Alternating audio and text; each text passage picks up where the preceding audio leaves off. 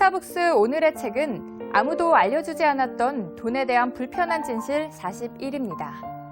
돈에 대한 불편한 진실 41은 편하면서도 매우 실리적으로 돈을 다루는 방법론을 이야기한 책입니다. 총 5부로 구성하였으며 돈과 부자들에 대한 이야기부터 투자, 다가올 은퇴와 노후, 삐걱거리는 가정경제, 세대별로 어떻게 돈을 모으고 경제생활을 해야 할지 등을 안내합니다. 더불어 가난을 벗어나 풍요로 가는 길을 막는 우리의 반복되는 실수들, 우리 마음속 깊은 곳에 자리 잡고 있는 돈과 부자들에 대한 편견, 성공적인 저축과 투자를 막는 우리의 무의식들을 속속들이 끄집어냈습니다. 이를 통해 부자이기 때문에 행복한 게 아니라 행복하기 때문에 부자라는 통찰을 쉽고 재미있게 전달합니다. 돈이 중요하다는 것은 세상 모든 사람들이 다 알고 있죠. 하지만 돈이 무엇인지 정확히 알고 있는 사람은 드뭅니다. 오늘 돈에 대해서 진실을 파헤쳐 주실 분이죠. 신성진 TFCB 재무컨설팅 본부장 모셨습니다. 안녕하세요. 안녕하십니까. 예, 그 본부장님 머니 스토리텔러라는 멋진 직업을 갖고 계신데요. 직접 그 개척하신 분야인지요? 제가 네이버에 머니 스토리텔러 쳐보니까 아무도 예. 안 나오니까. 아, 그러세요? 제가 처음 하는 것 같긴 한데. 아, 예. 옛날부터 이제 돈, 금융, 경제라고 하면 좀 무겁고 복잡고 딱딱하고 어렵고 이런 느낌이 드는데 제가 강의나 글을 쓸 때 스토리를 가지고 영화에서 본 이야기, 드라마에서 본 이야기를 가지고 예시로 해서 이제 풀어내니까 뭐 읽는 분들이나 듣는 분들 다 재미있어 하시고 좀 실제적으로 다가온다고 얘기를 하시더라고요. 그래서 평생 이렇게 살면 좋겠다. 예, 예. 그래서 돈을 이야기하는 사람. 그래서 머니 스토리텔러라고 제가 제 이름을 지어봤습니다. 아, 그러시군요. 그 이번 책 아무도 알려주지 않았던 돈에 대한 불편한 진실 42를 어떻게 보면 쓰신 계기라고 네. 볼 수도 있겠는데요. 그 구체적인 그 계기는 어떤 계기로 이 책을 쓰게 되셨나요? 제가 그런 글들을 계속 써왔는데 특별히 작년에 그 모 경제 주간지에서 한 10개월 동안 매주 연재를 했었습니다. 아, 그 10개월 연재 동안요? 이름이 신성진의 세상사 속 돈 이야기. 예, 예. 그래서 우리 영화, 드라마 아니면 일상에서 부딪히는 일들, 뉴스에서 나오는 일들을 가지고 돈 관리하는데 어떻게 사용할 수 있을까 이런 내용들을 가지고 좀 정리를 해서 글을 쭉 썼었는데 글을 쓰면서 이게 모이면 책도 되겠다라는 생각을 하긴 했었는데 몇 주 돼가지고 출판사에서 이제 연락이 왔습니다. 책을 좀 냈으면 좋겠다고. 예. 그래서 아주 감사하게 그러면 어느 정도 분량이 되면 같이 한번 내봅시다 하고 제가 이제 책을 낼 생각들을 하면서 이제 원고를 계속 써서 그게 어느 정도 분량이 됐죠. 그래서 그걸 모아서 정리해서 내게 됐습니다. 아, 그 제목을 보면 상당히 좀 딱딱하고 네. 재미없는 글이었을 것 같은데 네. 실제로 그 책을 보니 굉장히 재밌고 유익하고 편안하고요. 좀 이전에 다른 돈에 관해서 다뤘던 책들하고 좀 다른 면들이 느껴졌는데요. 그 이렇게 다른 책들과 달리 돈에 대한 이야기를 쉽게 풀어 쓰신 이유가 있으신가요? 그 제목은 보면 좀 딱딱하게 느껴져서 예. 많은 분들이 이제 그런 얘기를 하시는데 네. 일단 제가 전에 뭐 돈에 관련해서 금융 관련해서 썼던 책들도 주로 숫자, 통계 뭐 이런 이야기들이 되니까 일단 저희 아내가 안 보더라고요. 그래서 책이 좀 쉽고 그리고 실제적이려고 그러면 사람들이 받아들여야 되는데 그러려면 스토리를 가지고 좀 풀어내는 게 좋겠다라는 생각이 들었고요. 그래서 그런 내용들을 중심으로 해서 좀 섹터별 정리를 해서 냈고요. 그래서 읽어본 분들은 다른 책들하고 다르게 좀 쉽게 읽힌다, 맞습니다. 재밌게 읽힌다 예. 그런 얘기를 하시는 거예요. 아, 그렇군요. 그 제목 이외에 이제 부제가 네. 푸어들의 세상에서 희망 찾기라고 되어 있는데요. 우리 시대에는 어떤 푸어들이 있나요? 참 푸어가 우리 시대를 대표한다는 게 참 답답하긴 한데 맞습니다. 예. 뭐 제일 많이 들었던 이야기 중에 하나 하우스 푸어라는 하우스 게 푸어, 있죠. 예. 집을 대출로 샀는데 집값도 안 오르고 이자는 올라서 힘든 분들. 맞습니다. 그다음 아무리 열심히 일해도 또 소득이 워낙 작은 워킹 푸어들 예. 있는데 저는 그 얘기보다 이렇게 세대별로 푸어를 이야기를 하는 게 제일 좀 안타깝더라고요. 그래서 예. 우리나라에서 보통 가난해지기 시작하는 게 대학을 가면서 가난해지는 것 같아요. 그 전까지는 뭐 부모님들이 최선을 다해서 예, 예. 후원을 해주시니까. 예. 근데 대학을 가면 비싼 등록금, 그 다음에 학자금 대출 받는 친구들이라서 힘들어져서 뭐 그런 친구들 유니버 푸어라고 그러고. 예. 이제 그 친구들이 졸업을 하면 취업을 잘 하는 친구들은 잘 하지만 또 못하고 이렇게 살다가 이제 결혼을 하게 되죠. 결혼을 하게 되면서 뭐 비용을 많이 쓰고 또 신혼집 마련하는데 대출을 받고 이러다 보니까 또 결혼하면서 가난해지는 허니문 푸어가 있고 예. 또 허니문 푸어로 살다가 그나마 그때는 맞벌이를 하는데 예. 아이를 가지게 되면 뭐 출산 비용 들어가고 유아용품 들어가고 이러다 보니까 그 친구는 또 가난해지는 것 같아요. 그런 사람들을 베이비 푸어라고 그러고 또 그 아이들이 자라나면 우리나라 비싼 사교육비 예. 그 때문에 에듀 푸어가 40, 50대가 되는 아, 거죠. 에듀푸어. 예. 그렇게 살다 결국 은퇴하고 나면 이제 실버 푸어로 실버 평생 푸어. 남은 인생을 살아가게 되는데 예. 저는 그런 쭉 흐름들을 보면서 순간순간 가난하게 사는 것도 문제지만 그런 인생을 바라보면서 사람들이 희망을 잃어가고 있는 호프 푸어라고 하는 말을 제가 지어봤는데 아, 호프푸어요. 예. 그게 제일 이제 안타까운 것 같아요. 아, 그러면은 어떻게 보면 푸어들이 많아지고 있는 이런 환경에서 지금 2012년 대한민국 현재 우리는 어떤 희망을 만들어갈 수 있을까요? 그래서 사실 푸어라고 이야기를 계속 하지만 예, 이제 의문을 가져보는 게 정말 우리가 가난한가? 예, 불과 한 세대 전과 한번 비교를 해보면 우리가 사는 집, 우리가 타는 차, 우리가 쓰는 돈들을 비교를 해보면 사실 어떻게 보면 가난하지 않다라는 게 진실일 수가 있죠. 아, 예. 그래서 평소에 살고 싶은 대로 다 살려고 하면 너무 쓸 돈들은 많고 해야 될 것들이 많고 예를 들면 옛날에는 통신비라고 하면 집에서 2만 원 정도 들으면 되는데 요즘은 맞습니다. 유선전화만 썼어요. 뭐 한 20만원씩 저희가 예. 정도 드니까 그런 비용들이 너무 올라가 있거든요. 그런데 예. 조금 관점을 바꿔보면 어떻게 보면 희망을 찾을 수 있지 않을까. 그 태도를 바꿔보면 예. 그 태도나 관점을 찾는 게 희망 만들기의 첫 단추가 아닐까 뭐 이런 생각을 하고 있습니다. 아, 그러면은 그 미래 회고의 관점에서 지금 현재 우리 모습을 봤을 때 우리가 어떤 변화를 만들어갈 수 있을까요? 그 미래 회고의 관점이란 건 이런 거죠. 예를 들어서 2012년 오늘이 아니고 2022년으로 가보는 거죠. 예. 2022년에 내가 되고 싶은 모습. 돈 얘기를 한다면 내가 모으고 싶은 재산의 크기 예. 이런 걸 생각을 해보고 그럼 그 시점에 2012년 지금 무엇을 하고 있을까라는 걸 바라보면 지금 현재 필요한 소비들 다 하면서 살고 있지는 않겠죠. 예. 근데 지금 우리가 오늘 생각만 하면 한 번밖에 없는 결혼이고 하나밖에 없는 애고 이러니까 다 쓰게 되는데 그때 시점에서 보면 이거는 나중에 2012년 시점에서 이건 내가 그렇게 하고 있을 거야. 이거는 그때 내가 포기를 해서 지금이 됐을 거야라고 해서 선택하고 포기할 수 있는 힘이 생기는 것 같아요. 그래서 그런 힘을 가지지 않으면 우리는 너무 주변의 시선이나 이런 것들에도 약하고 하기 때문에 그냥 항상 쓰면서 가난하게 사는 것 같아요. 힘들게 살고. 예. 그래서 2012년 시점에서 미래의 시점에서 한번 회고를 해봐라. 예. 그러면 힘이 생길 거다라는 예. 게 그게 현재를 극복하고 희망을 만드는 하나의 좋은 방법이 아니겠나 그런 생각이 굉장히 좋은 방법인데요. 네. 어느 정도 뒤로 가서 그러니까 미래로 가서 보는 게 딱 좋을까요? 사실은 라이프 사이클 전체를 봐야 되는데요. 전체를, 예. 예, 그래서 3년 뒤, 5년 뒤, 10년 뒤, 20년 뒤라는 부분들 예. 보고 내 노후는 어떻게 살아갈지 예. 그런 것도 쭉 보는 건데 예. 그 시점을 한 번씩 끊어 보는 거죠. 자기한테 특정한 시점. 예를 들어서 지금 30대라고 하면 내가 나이 40은 이 정도는 돼 있을까라고 하는 게 기점이 되겠죠. 뭐 매년 이렇게 끊어서 보는 것보다 자기에게 맞는 그런 시간들을 잡아서 한번 미래 시점에서 현재를 회고를 해보면 조금 이제 현재 소비나 돈을 모아 나가고 쓰는 것에 대한 좀 다른 시각이 생기지 않나라는 생각도 그건 저도 그랬던 것 같습니다. 예. 그렇군요.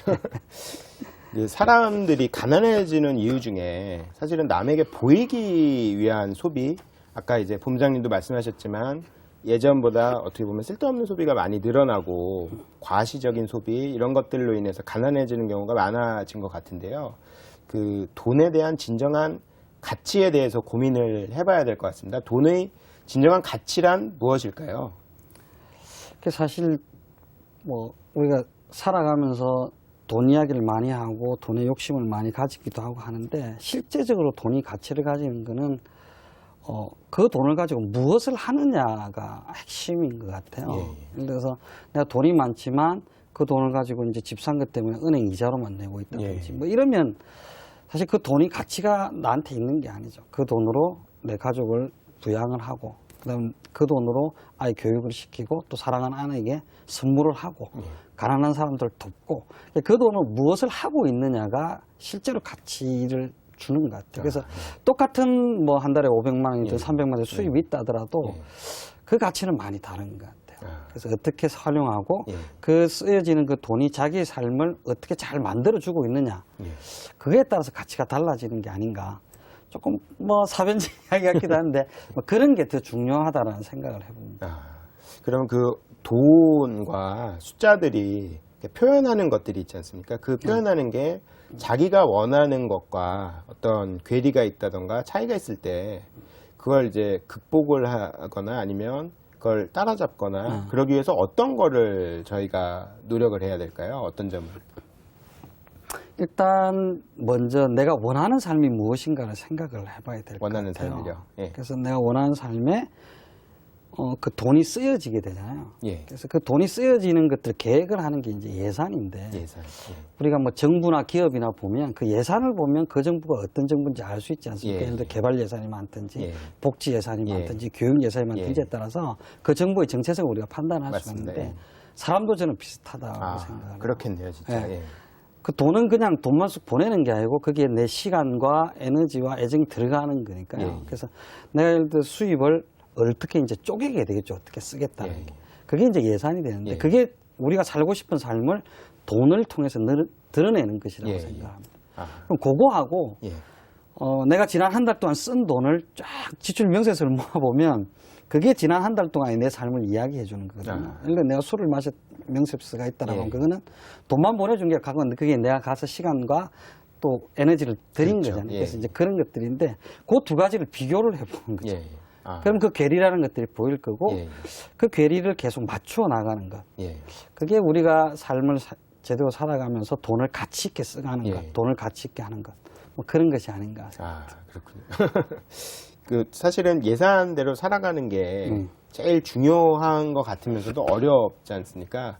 부부장님께서는 실제로 예산 정해진 대로 이렇게 쓰시면서 사시는지 궁금하거든요. 항상 이런 질문 들을 때 제일 당황스러운데.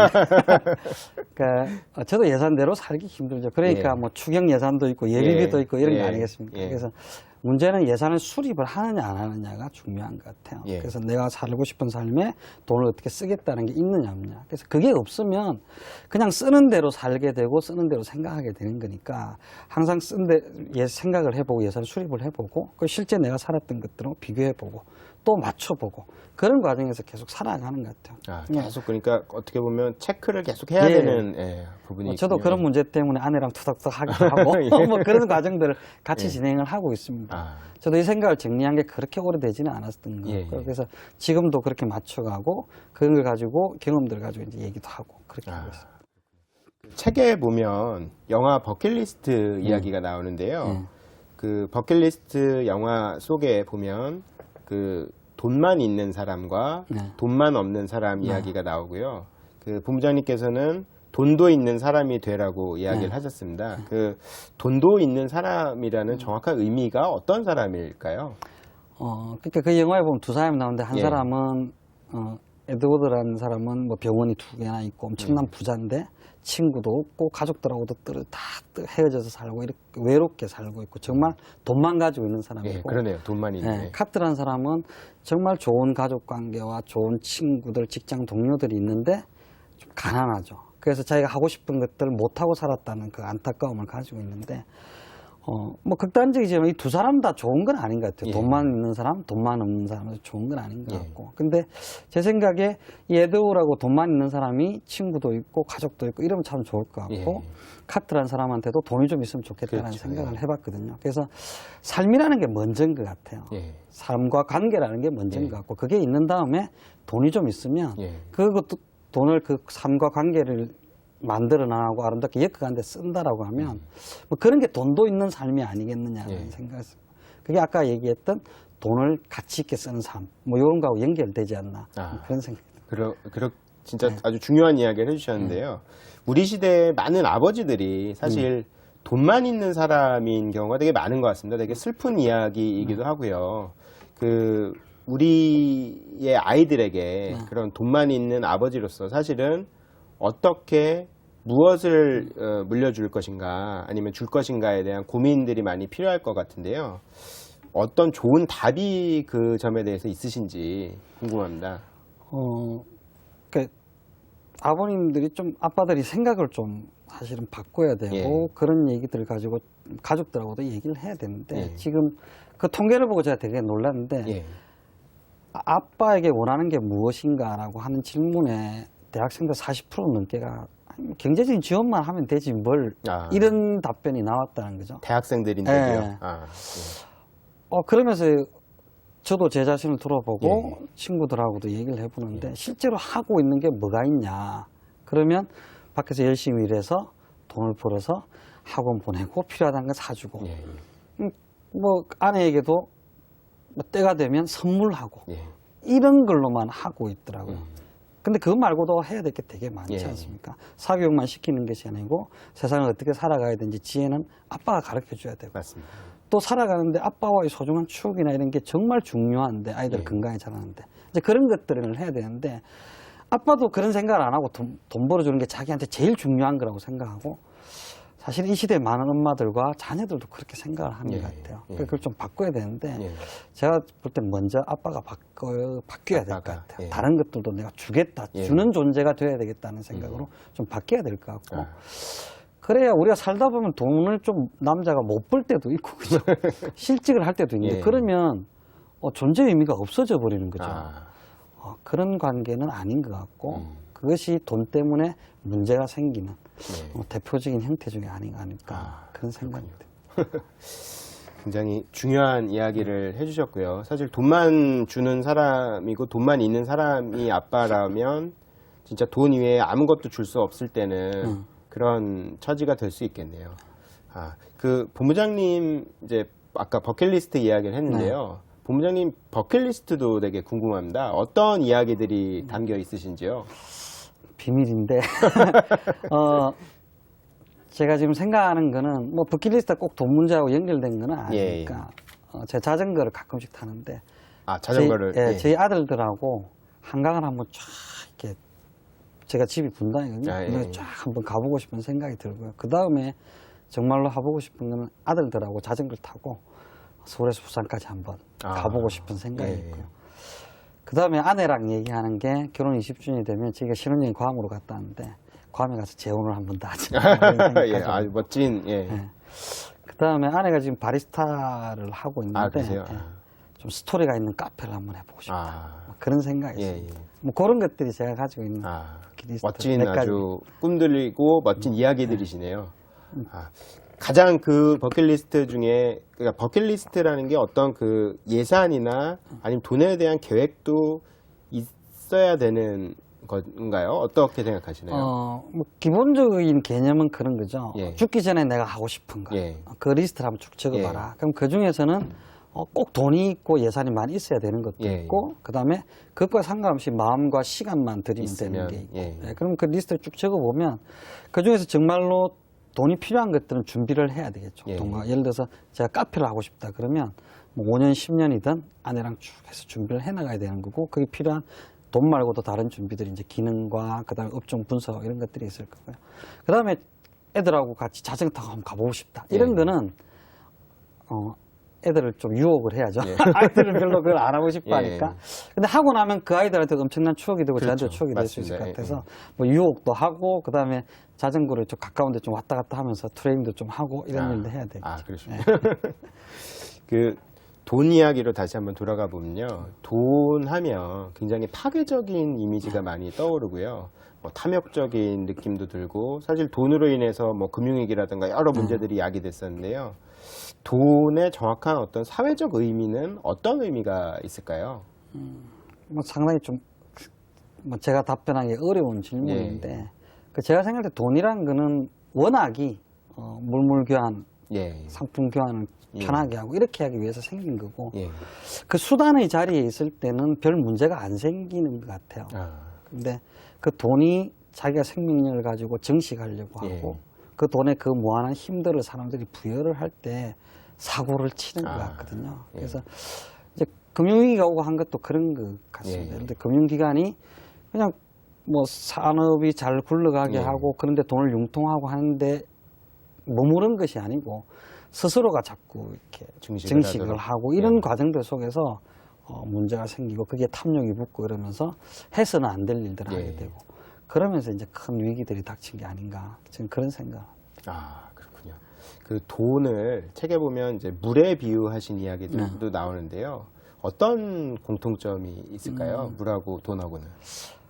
제가 뭐 3분 고전인가 하는 이제 고전에 나오는 좋은 얘기들을 이제 요약한 책을 이렇게 쭉 읽다가 예.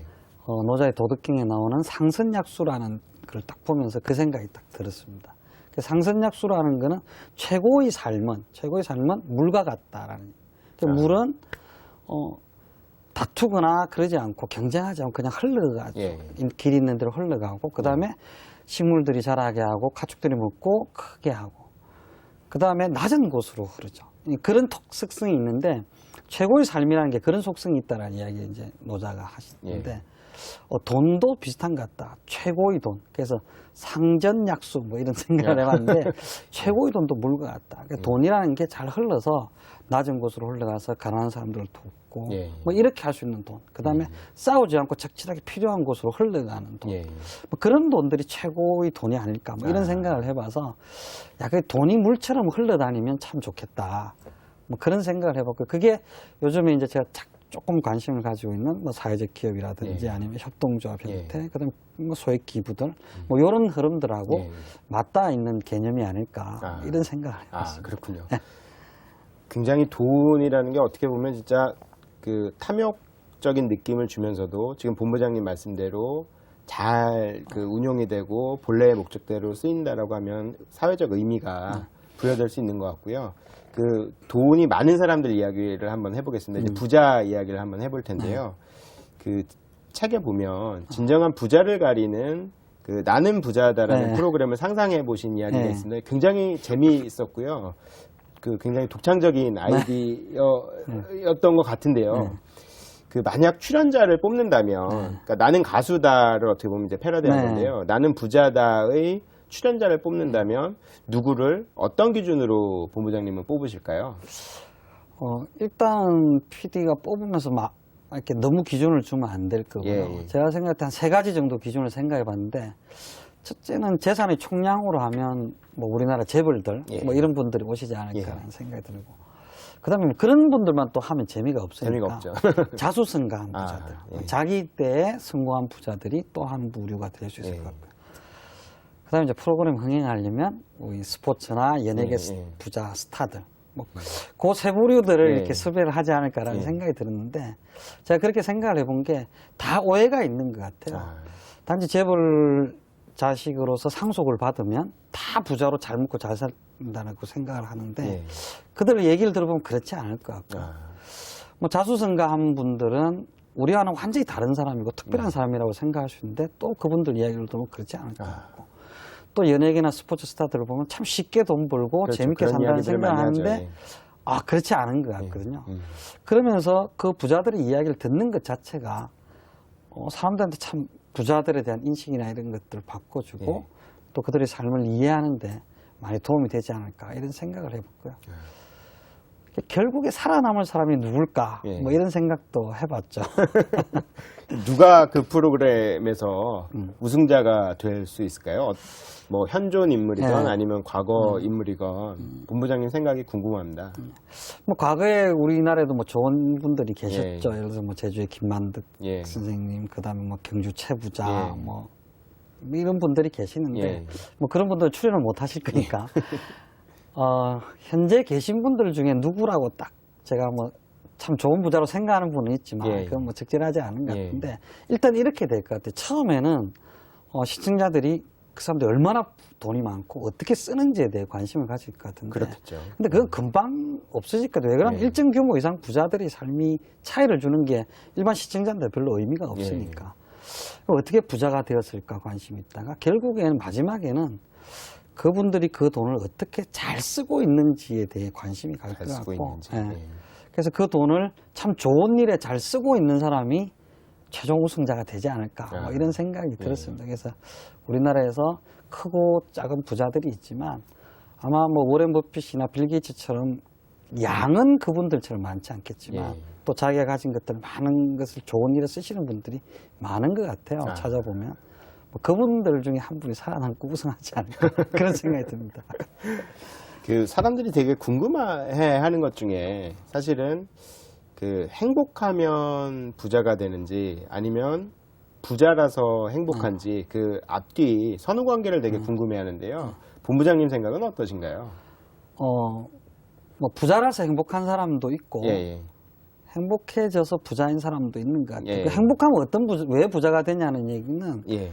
뭐 그게 무슨 얘기냐고 하실 분들도 계실 예. 텐데 우리가 뭐 거래를 하거나 비즈니스를 할 때 누굴 만나거나 직장에서 사람을 채용하고 승진을 시킬 때 자기를 행복하게 하고 기쁘게 하고 즐겁게 한 사람들하고 거래하고 그런 사람들하고 일하는 걸 좋아하지 않습니까? 그렇죠. 예, 그래서 맞습니다. 행복하면 부자가 되는 것 같아요. 근데 더 기회가 많이 생기는 예. 거군요. 그러니까 행복하면. 예. 그렇다고 해서 행복한 사람이 다 부자이거나 예. 부자가 다 행복한 건 아니죠.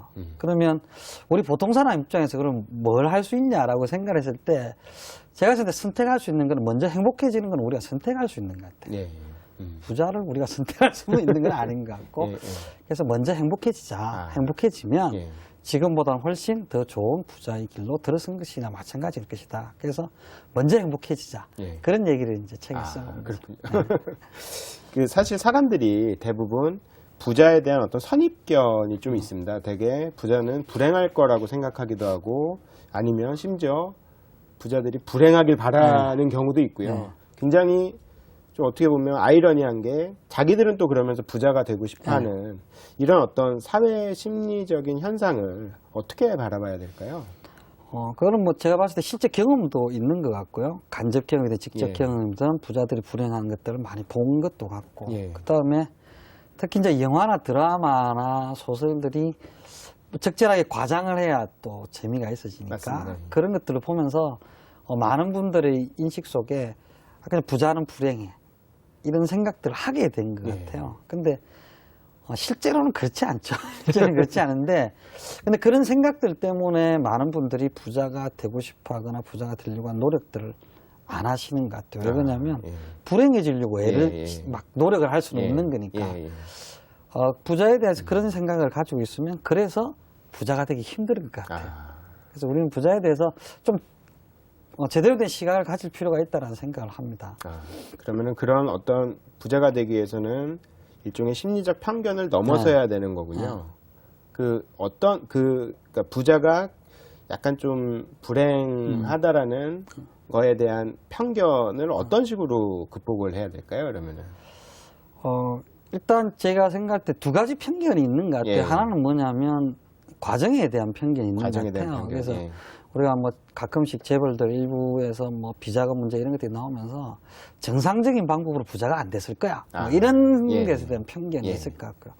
그 다음에 드라마나 특히 뉴스에서도 사실은 많이 나오죠. 뭐 이혼하고, 예. 그 다음에 가정 불화, 예. 형제들이 예. 돈 때문에 싸운 거 이런 예. 일들이 많으니까 그래서 그렇다라는 생각을 하는 것 같아요. 근데 제가 얼마 전에 그 후배랑 이야기를 하다 제가 책에도 썼지만 사회공헌팀, 예. 기업 사회공헌팀에서 일하고 있는 친구인데 예. 그 외부에 이제 후원하는 것들 때문에 이제 부자들과 예. 미팅을 했대요. 예. 근데 그 친구가 이제 갔다 와서 하는 얘기가 형, 부자들이 돈도 많은데 착하기까지 해요. 그러니까 별로 기분이 안 좋더라고요. 예. 뭐 이런 얘기를 하더라고요. 예. 그래서 우리 마음속에서 왠지 부자들은 좀 불행해야 우리하고 좀 공평한 게 아니냐 뭐 예. 이런 생각들까지도 그렇게 막 간절히 바라는 건 아니지만 예. 있는 것 같아요. 그래서 그런 것도 좀 극복해야 되는 것 같아요. 실제로 부자들이 이 사회에서 좋은 일도 하고 있는 사람들이 상당히 많고 예. 그들이 그렇게 부를 이루고 된 과정에서는 정말 보통 사람들보다 훨씬 더 많은 에너지가 들어가고 노력을 한 사람들이 더 예. 많다는 것들을 좀 이해할 필요가 있고요.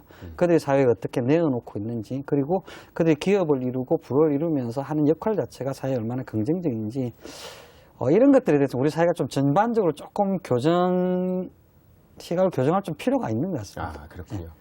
그 본부장님의 이야기를 듣다 보면 돈이 목적이라기보다 수단이라는 생각이 드는데요. 그 돈을 목적으로 생각하는 그런 어리석음을 범하는 사람들이 아직도 많이 있습니다. 그 돈을 목적이 아닌 수단이라고 생각하기 위해서 어떤 그 계기나 그 동기부여가 필요할까요?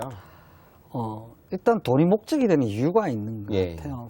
제가 아마 쇼펜하우어가 한 이야기 같은데, 이야기로 알고 있는데, 돈은 구체적인 필요가 아니라 모든 필요를 추상적으로 만족시킨다, 이런 얘기를 했어요. 그러니까 우리가 보통 옷을 사면 뭐 추위를 막게, 우산을 쓰면 비를 막게, 모든 어떤 구체적인 필요들이 있는데, 돈은 있으면 옷도 살 수 있고 빵을 사서 배를 묵일 수 있고 모든 필요를 추상적으로 만족시키는 거죠. 추상적으로 만족시킨다라고 하면 그거는 어떻게 보면 신의 영역 같이 느껴지고 그렇게 되면 하나의 우상으로 자리를 잡게 되는 거예요. 그럴 수도 있겠네요. 그러다 보니까 우리가 마치 돈을 우상처럼 섬기고 그런 과정에서 많은 희생들을 치르고 이제 살게 되는 것 같아요. 그래서 그냥 그게 자연스러운 속성 중에 하나인 것 같아요. 우리가 아무 생각 없이 살면 돈을 목적으로 삼게 되고 섬기게 되는 것 같아요. 근데 그렇게 하지 않으려면 그 추상성을 좀 쪼개야 된다는 생각을 하는데, 추상성을요?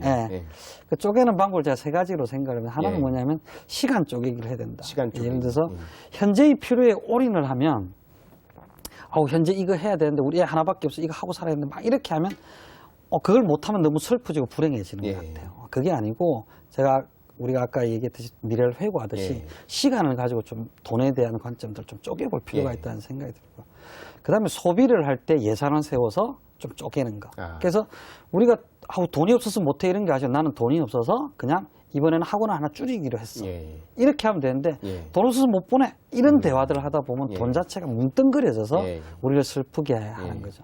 그 다음에 이제 투자하는 자산을 좀 쪼개야 될 것 같아요. 그래서 우리가 가지고 있는 전 자산을 주식에 한 주식에 들어놓는다든지 아니면 정말 앞으로 올라갈 것 같은 부동산 하나에 올인을 해놨다. 그러면 그게 올라가고 내려가고에 따라서 우리의 인생이 행복해졌다 불행해졌다 하는 거죠. 그래서 투자 자산을 적당히 쪼개고 이 세 가지 부분들을 쪼개기를 해야 모든 것을 만족시키는 그 우상으로 역할하는 돈의 역할, 그 돈을 목적으로 보는 그런 시각에서 벗어날 수 있지 않을까 그런 생각을 해봤습니다. 그렇군요. 그 책에서 가정경제 이야기도 다루셨는데요. 그 가정경제 이야기에 많은 관심들이 있으실 것 같습니다. 그 하일리 법칙과 관련해서 가정경제 안정성을 점검하기 위해 해야 되는 것들이 있다라고 이렇게 이야기를 하셨는데요. 어떤 거를 해야 되는지요? 일단은 보면 조금 주의를 해야 될 게 이제 우리가 원하든 원하지 않든 위기들은 이제 오고 가고 하는 것 같습니다. 그 위기들이 올 때를 대비를 하는 건데, 나름대로 이제 통장 잔고가 자꾸 떨어지든지 카드를 안 쓰던 분들 카드를 쓰게 되든지 현금 서비스를 쓰게 되든지 이러면 이제 위기가 좀 오고 있다는 걸 아셔야 되는데, 그러기 위해서는 첫째는 이제 부채를 잘 관리를 하셔야 될 것 같아요. 부채 관리. 이제 부채가 자기 소득의 소비자 부채라고 하면 뭐 자동차 할부금, 카드 할부 쓴 거 갚는 거 이런 것들을 합쳐서 자기 소득의 이제 최고 기준을 20% 정도로 잡거든요. 그게 넘어가면 좀 문제가 있다. 이런 생각이 들고요. 그 다음에 주택 관련된 총 부채가 상환하는데 자기 소득이 40% 넘어가면 그건 문제가 있다고 생각을 해라.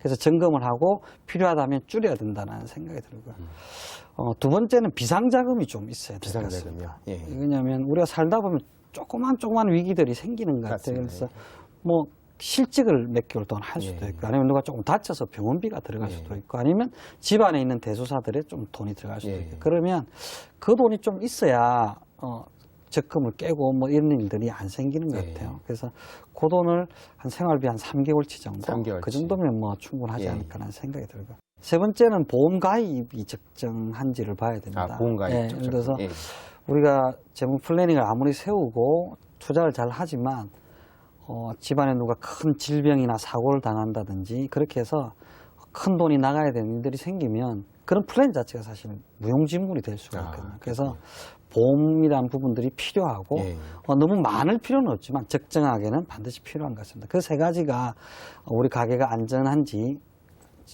체크하는 중요한 지표가 될 것 같습니다. 그렇군요.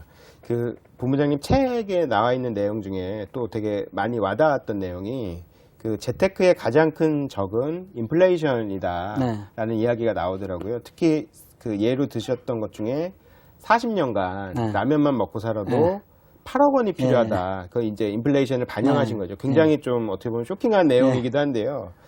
인플레이션을 이길 수 있는 방법이 있나요? 제가 그때 인플레이션 이야기를 한 거는 사실은 뭐 라면 이야기는 뭐 고물가 시대를 겪고 한 예, 것들 예, 적용했기 때문에 약간 과장됐다는 예. 것들 뭐 제가 책에도 썼지만 예. 근데 지금 인플레이션을 이기려고 하면 인플레이션보다 좀 더 높은 투자 수익률을 얻어야 된다라는 예. 이야기를 하고 싶었던 거고요. 그래서 많은 분들이 안전한 투자를 생각하시면 은행에 가서 투자를 그렇죠. 하시는데 예, 예. 물론 안전하게 은행에 투자해야 되는 돈도 분명히 있죠. 예. 있지만 그것만 가지고는 인플레이션을 극복하기 힘들다. 그래서 아. 적절한 투자 상품을 예. 활용을 하셔야 된다는 예. 이야기를 하고 싶었던 거고 아.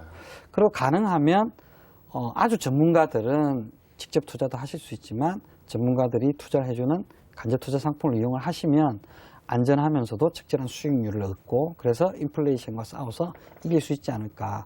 그걸 못하면 우리가 돈을 가지고 있으면 그 돈의 가치가 자꾸 줄어드는 맞습니다. 것이니까요. 인플레이션 때문에. 네.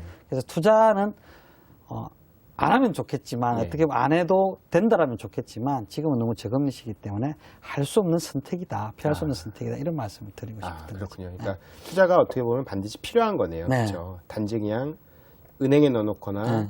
그 저금리 상품에 네. 묶여있기에는 인플레이션이 굉장히 심각하기 예, 때문에. 무섭다는 거. 장기적인 효과는 너무 크다는 거죠. 예, 알겠습니다. 그 자녀 교육이 아까 이제 예. 에듀푸어로 가정을 네. 만든다라는 이야기를 하셨는데요. 아마 많은 가정들이 그걸 절감을 하고 있거나 문제가 심각하다라고 생각을 하고 있을 것 같습니다. 네. 그 어떻게 현명하게 가정이 에듀푸어가 되지 않도록 풀어갈 수 있을까요? 저도 이제 중학생 아들이 있어서 상당히 좀 힘든데요. 예. 이게 힘든 게 뭐냐면 한계가 없기 때문인 것 같아요. 한계가요. 예. 예. 그래서 뭐 아이들이 공부를 못하면 공부시킬 생각을 아예 안 하겠지만 예. 또 보면 애들이 공부를 잘하고 열심히 예. 해요 요즘은. 그러다 보니까 아빠 이거 하고 싶어요 이거 하고 싶어요 라고 예. 얘기를 하면 뭐 시킬 수밖에 없는 거죠. 근데 그걸 하다 보면 다른 걸 할 수 있는 여력이 집안에 없는데 없어지고. 우리가 이런 생각을 한번 해보면 좋겠죠. 저희들이 이제 이야기 상담을 하거나 이렇게 하다 보면 자녀들 대학을 보내기 위해서 사교육비는 엄청나게 많은 돈을 쓰고 있는 거죠. 맞습니다. 근데 그분한테 대학 등록금을 준비하고 계세요라고 하면 없는 분들이 꽤 생각보다 있어요. 예, 예. 그건 어떻게 되겠죠? 아니면 뭐 집을 줄이든가 해야죠. 예. 뭐 이런 생각을 하세요. 그럼 그분들 또 이런 얘기를 하죠. 그러면 집을 줄이고 있던 거 다 그렇게 소진하고 나면 당신들의 노후는 누가 책임지냐? 예. 지금 같은 시대에 자식들한테 우리 노후를 책임지라고 하는 것보다 더 잔인한 게 있느냐? 그건 없다. 예. 그래서 좀 장기적으로 보면서 균형을 좀 회복을 했으면 좋겠다. 그래서 아이들하고 저는 대화를 좀 하면 좋을 것 같아요. 아빠가 나한테 이 정도는 해줄 수 있어. 근데 더 하는 건 우리가 정말 방법을 찾아봐야 돼. 예. 이런 얘기들 하면 아이들이 그것에 대해서 싫어하고 막 화를 낼 것 같지만 꼭 예. 그렇지 않습니다. 예. 자기 상황에 맞게 방법을 찾죠. 그러면 아빠가 형편이 되고 능력이 된다라고 하면 자녀들하고 같이 영공부를 같이 할 수도 있는 예. 거고요. 뭐 그런 방법들을 찾아 나가는 예. 것들이 우리 시대에 필수적인 것 같아요. 그러니까 솔직하게 어떻게 네. 보면 털어내는 게 더 중요한 거네요. 예. 가정을 위해서. 그렇군요. 그래서 가끔씩은 뭐 가정에서 그런 이야기들 가지고 투닥거릴 수도 있습니다. 예. 아내가 좀 경제적으로 무능한 예. 남편에 예. 대해서 뭐 이야기를 할 수도 예. 있고 뭐 그런 부부싸움이 있을 수도 있죠. 예. 근데 그런 과정들을 통해서 해결점들을 찾아 나가는 게 현명하고 바람직하지 그런 거 생각 안 하고 그냥 지금 현재에만 다 하다 보면 더 큰 짐들을 서로 간에 지게 되는 거죠. 자녀들은 자녀들 나름대로 부모들은 부모들 나름대로 그건 이 시대에 좀 해결해야 될 큰 숙제인 것 같습니다. 그렇군요. 사실은 부채 문제가 굉장히 심각하죠. 지금 에듀푸어도 어떻게 보면 뭐 자녀의 교육을 위해서 뭐 빚을 질 네. 수도 있는 거고 아파트를 담보 이제 삼아서 네. 또 돈을 끌어올 수도 있는 거고요. 그 부채에 대한 이야기들이 사실 많이 나오고 있습니다. 네. 어떻게 해결하라 이런 이야기들을 많이 하는데 본부장님이 갖고 계신 어떤 해결책, 솔루션 그런 것들은 어떤 게 있으실까요? 부채에 대한 특별한 솔루션 사실은 제가 봤을 때 특별한 건 없는 것 예. 같습니다. 지금 뭐 가계부채가 1,000조가 안 넘어간다 예. 그러니까 그러면 우리나라 사람들 1인당 거의 한 2,500만 원 가까운 빚들을 한 분 한 분이 다 애들부터 다 가지고 있는 건데 큰 돈이죠. 그래서 소비를 할 때 선택해서 소비를 하지 않으면 제가 볼 때 방법이 없는 것 같습니다. 그거는 그렇게 된 게 유럽의 재정 위기고 그다음에 우리나라 IMF 때 기업들이 힘들었던 거고 지금은 이제 가게들이 겪고 있는 것 같은데요. 우리가 쭉 이때까지 얘기했던 것처럼 예산을 수립을 하고 그다음에 미래 시점에서 현재를 보면서 선택하고 하는 그런 힘들을 가지고 소비를 통제하고 하지 않으면 답이 없는 것 같고요.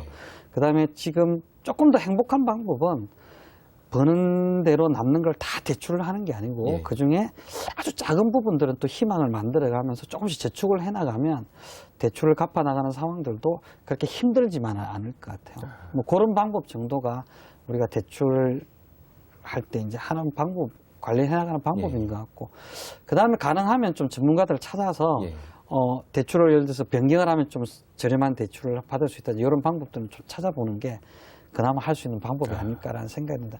사실 원초적으로 막지 않으면 대출은 정부든 기업이든 개인이든 갚는 것 말고는 방법이 없는 아주 무서운 것이라는 것을 좀 서로 간에 좀 인식을 잘 해야 될 것 같아요. 그렇죠. 사실 본부장님 말씀대로 이렇게 부채나 빚이 무서운 거라는 생각들을 사실은 예전에는 했던 것 같은데 어느 순간부터 점점 그런 생각들이 없어진 게 지금의 문제들을 야기한 게 아닌가 그런 생각이 드네요, 진짜. 네. 그래서 뭐 과거에는 우리가 뭐 저축률도 한 20%, 25% 이렇게 하던 게 요즘 거의 뭐 제로 수준에 가까우니까 너무 많이 쓰는 거죠. 버는 것에 비해서. 그게 참 문제가 되고 있는 거예요. 그 각 세대별로 돈에 대해서 해주고 싶은 말씀이 있으신지 궁금합니다. 예를 들어서 20대들한테는 제가 재테크에 미치지 마라. 돈은 중요하지만 재테크에 미치지 말고 인생에 미쳤으면 좋겠다. 얼마 전에 이제 유행했던 책이 있어서 제가 말씀드리는 거고, 30대들은 돈 모으기 가장 좋은 시기인 것 같아요. 가정 재정의 안정적으로 이제 기초를 닦기 제일 좋은 시기니까 이때 정말 안정적으로 재정 기초를 쌓아라. 쓰지 말고 좀 잘 모으고 해라. 이런 말씀을 드리고 싶고, 40대는 우리가 아까도 얘기했지만 자녀 교육과 노후 그 준비 사이에서 균형을 좀 잘 잡으셨으면 좋겠다. 한쪽을 포기할 수 없는 것이기 때문에 균형을 잘 잡았으면 좋겠다는 생각이 들고요. 50대 분들까지만 말씀을 드리면 아직까지 살아갈 인생이 많으니까 노후 준비에 대해서 포기하지 말고 장기적으로 일할 수 있는 부분들도 찾고 그 다음에 장기적으로 준비할 수 있는 부분 찾아서 노후 준비를 잘 하셨으면 좋겠다. 그런 말씀을 드리고 싶습니다. 각 세대별로 꼭꼭 집어서 아주 중요한 이야기를 해주신 것 같고요. 이제 마지막 질문을 드리겠습니다. 그 본부장님께서 머니 스토리텔러로서 어떤 관심 분야가 있으신지 궁금하고요. 그리고 그 저술 계획이 있으신지 그 두 가지를 말씀해 주시면 감사하겠습니다. 일단은 제가 그 노후 문제를 가지고 좀 재미있는 스토리를 만들어 보고 싶다는 생각이 노후 있습니다. 문제로요? 네. 향후 뭐 한 20, 30년 동안도 노후 문제는 제일 중요한 이슈가 될 것 같고요. 그거를 이때까지 나왔던 책하고 좀 다르게 좀 재미있게 구성해서 많은 분들이 읽을 수 있도록 한번 만들어 보고 싶다는 생각이 들고요. 그다음 최근에는 아까 우리가 이야기했던 상전약수 좋은 돈 이야기를 관심이 좀 갔습니다. 그래서 뭐 협동조합도 좀 찾아보고 그다음에 기부문화 뭐 이런 것들이 많은 것 같아요. 그래서 사람들의 이야기도 많이 있는 것 같고 그래서 그런 이야기들 한번 엮어서 많은 분들이 돈 얘기를 읽으면서 좀 행복해지는 그런 책을 한번 쓰고 싶다는 생각 가지고 있습니다. 굉장히 기대가 많이 되고요. 오늘 귀한 시간 내주셔서 감사합니다. 감사합니다.